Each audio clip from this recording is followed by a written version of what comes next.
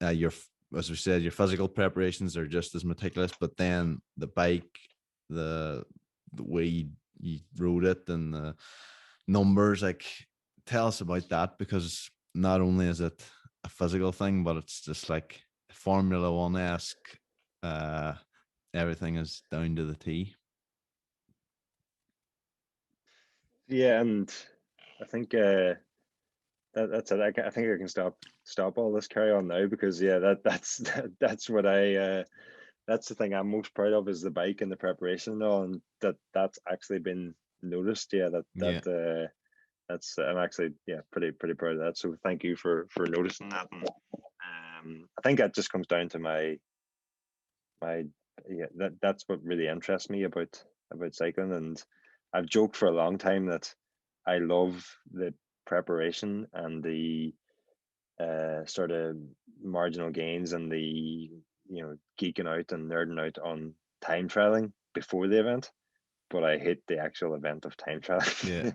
Yeah. It's the only reason I time trial is so that I can footer with the bike and footer with all the gadgets and all that stuff, and the build up to it. So that gives you sort of an idea. And then, it is also now basically my job as a tech writer for cyclingtips.com, that I'm supposed to be a bit of a bike nerd, so that fits as well. But looking at the bike, that was, it seems fairly obvious that you want to go for the lightest bike you possibly can, and you do.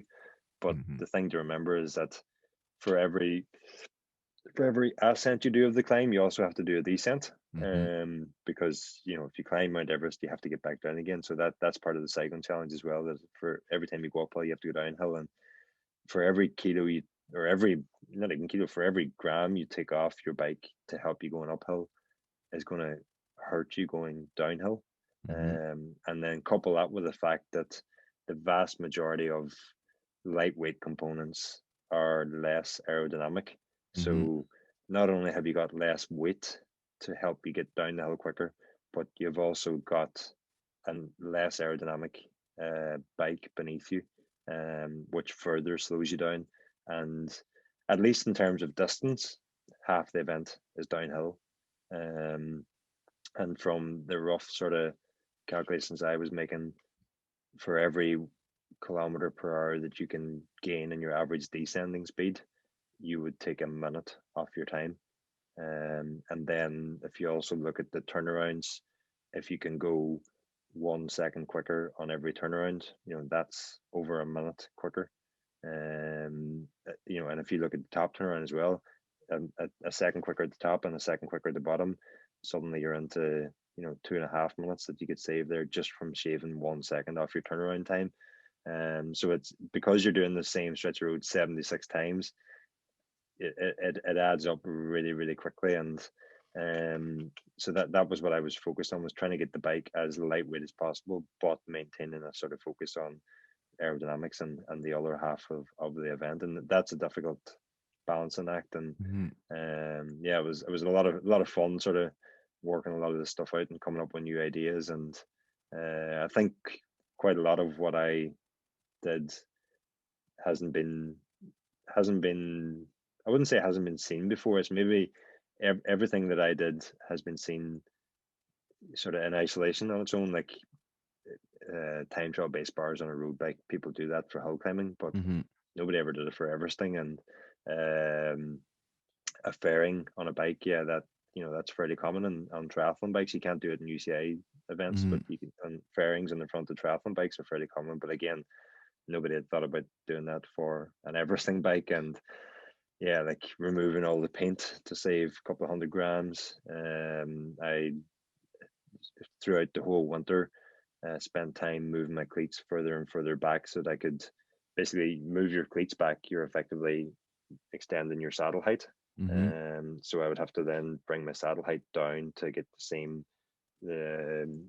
same extension in my knee.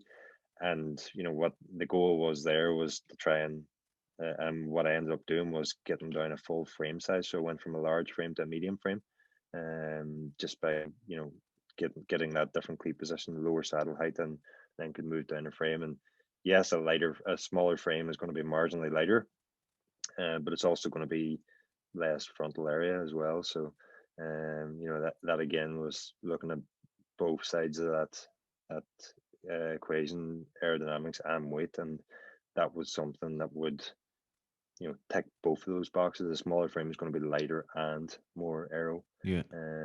So yeah, there was a lot of thought went into it, and the end up there was a couple of things that I didn't or wasn't able to manage. There was another, you know, possibly another half kilo I could have had off the bike had I just had a bit more time, but you know, crept up in this. It seems ridiculous to say it crept up so quick because I had initially planned to try and go sub 7 hours last September, and then it was postponed because of COVID-19. Yeah. And but it's still a lot of stuff changed back and forth and over and back throughout the winter, and the end up it did creep up very very quickly, and I just ran out of time for a couple more things I was planning. But